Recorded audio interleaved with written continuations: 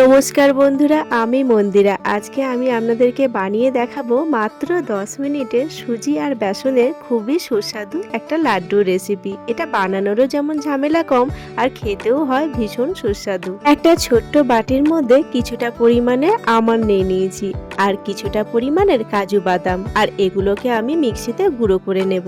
আর কিছুটা পরিমাণে রেখে দেবো আধ ভাঙা করে।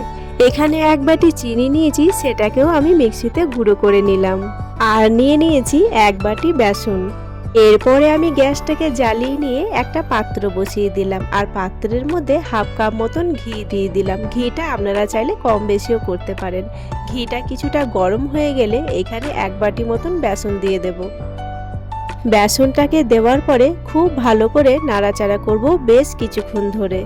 এই সুজি আর বেসনের লাড্ডুটা খেতেও যেমন সুস্বাদু আর খুবই পুষ্টিকর। বাচ্চা থেকে বড় সবার পছন্দ হবে।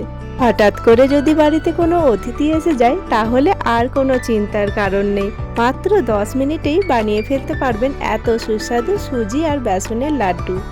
আর অতিথিদের এই মিষ্টি খাওয়ালে প্রশংসায় পঞ্চমুখ। বেশ অনেকক্ষণ ধরে নাড়াচাড়া করলাম। এরপরে এর মধ্যে দিয়ে দেবো হাফ কাপ মতন সুজি।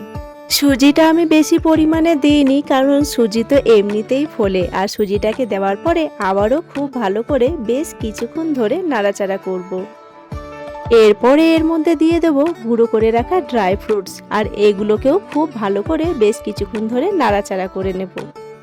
সব কিছু দিয়ে খুব ভালো করে নাড়াচাড়া করে নিয়েছি। এবার এটাকে একটা পাত্রের মধ্যে তুলে নেব। 5 মিনিট মতন ঠান্ডা করে নেওয়ার পরে যে চিনিটাকে আমরা গুঁড়ো করে রেখেছি সেটাকেও এর মধ্যে এবার দিয়ে দেব।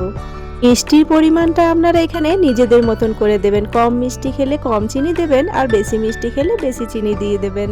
আর এখানেও আমি চিনির গুঁড়োটাকে দিয়ে ভালো করে মিক্স করে নেব। এখানে মিক্স করে নিয়েছি আর এর মধ্যে দিয়ে দিলাম 1 চামচ মতন ঘি। কিছুটা পরিমাণে দিয়ে দিলাম এলাচ গুঁড়ো। এলাচ গুঁড়োর গন্ধটা ভীষণ ভালো লাগে। আর এর মধ্যে দিয়ে দিলাম কিছুটা পরিমাণে ড্রাই ফ্রুট, যেগুলো আধ ভাঙা করে রেখেছিলাম। আর এই সব কিছু দিয়ে হাতের সাহায্যে খুব ভালো করে এটাকে মিক্স করে নেব। এরপরে আপনারা যেরকম সাইজের লাড্ডু বানাতে চান সেরকম সাইজের লাড্ডু বানিয়ে নেবেন। আমি মিডিয়াম সাইজের লাড্ডু বানাচ্ছি আর এখানে হাতের সাহায্যে গোল করে নিয়েছি। আমার এখানে লাড্ডু রেডি। লাড্ডুটা দেখতে ভীষণ লোভনীয় লাগছে। আর এর মধ্যে ডেকোরেশনের জন্য আমি দিয়ে দিলাম একটা আমন্ড, গোটা আমন্ড। আপনারা চাইলে যে কোনো ড্রাই ফ্রুটই এখানে ব্যবহার করতে পারবেন। এই রকমভাবেই সব লাড্ডুগুলোকে আমি একটা একটা করে বানিয়ে নেব। আমার এখানে সব লাড্ডুগুলো রেডি হয়ে গেছে। আপনারাও ঝটপট বাড়িতে বানিয়ে ফেলুন মাত্র 10 মিনিটে সুজি আর বেসনের এত সুস্বাদু লাড্ডু। আমার এই আজকে সুজি আর বেসনের লাড্ডুটা আপনাদের কেমন লাগলো অবশ্যই কমেন্ট করে জানাবেন। ভালো লাগলে লাইক, শেয়ার, সাবস্ক্রাইব করে দেবেন। দেখা হচ্ছে আবারও নতুন একটা ভিডিও নিয়ে। ততক্ষণের জন্য সবাই ভালো থাকবেন।